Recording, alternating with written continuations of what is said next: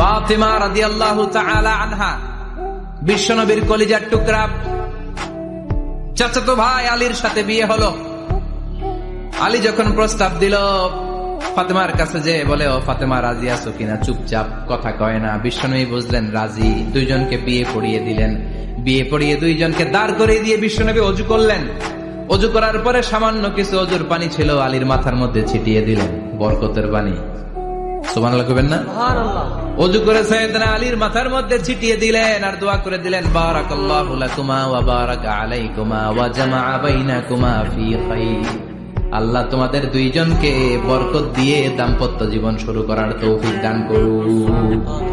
আবার দোয়া করলেন, আল্লাহুম্মা বারিক লাহুমা ফি বিনাইহিমা, ওদের সম্পর্কে বরকত দেন।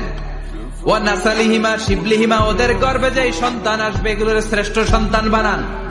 1 বছরের ব্যবধানে ঘরটাকে আলোকিত করে প্রথম সন্তানের জন্ম হাসান। সুবহানাল্লাহ।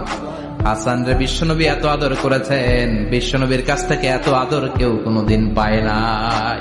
হাসান রে বিশ্বনবী ডাকতেন লুকা। বুখারীর বর্ণনা, শব্দটা কি? লুকা মানে পিচ্ছি। ছোট বাচ্চাদেরকে আপনারা কি কন? আরে পিচ্ছি তো আমি কইছি, আপনারা কি কন? না গাইছে কি বলেন?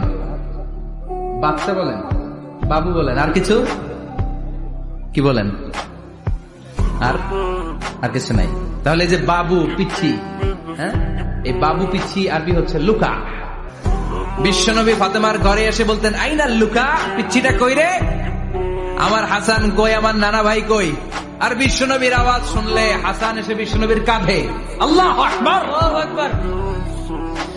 বিশ্বনবী বলতেন, ফাতেমা আমার কলিজার টুকরা, যে ফাতেমারে কষ্ট দেয় সে আমারে কষ্ট দেয়, ফাতেমারে আনন্দ দেয় মানে আমি বিশ্বনবীরে আনন্দ দেয়।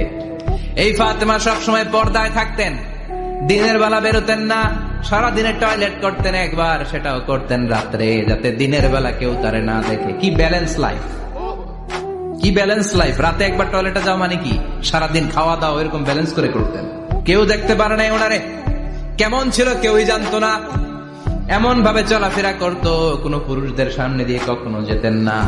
এজন্য ইন্তেকালের আগে আলীকে বললেন, আলী, বিশ্বনবীর ওসিয়ত অনুযায়ী কিছুদিন পরে আমি আমার বাবার সাথে সাক্ষাৎ করব। ইন্তেকালের সময় বেশি লোক আমার জানাজাতে আসার দরকার নাই, নিজেরা দোয়া করে দিলে চলবে। আর আমার জানাজার খাটিয়ার উপর দিয়ে বিশাল একটা বোরকা দিয়ে দিও। এটার আরবিতে বলে নাউশ। কি বলে? এই প্রথম কোন নারী তার খাটিয়ার উপরে নাউশ ব্যবহার করেছে, জন্য এটাকে বলে সুন্নাতু ফাতিমা, ফাতেমার সুন্নাত। সাইয়েদাতুনা ফাতেমার আগে কেউ জানাজার খাটিয়াতে নাউশ ব্যবহার করে নাই। আল্লাহু আকবার। আলীকে বলে গেলেন, আলী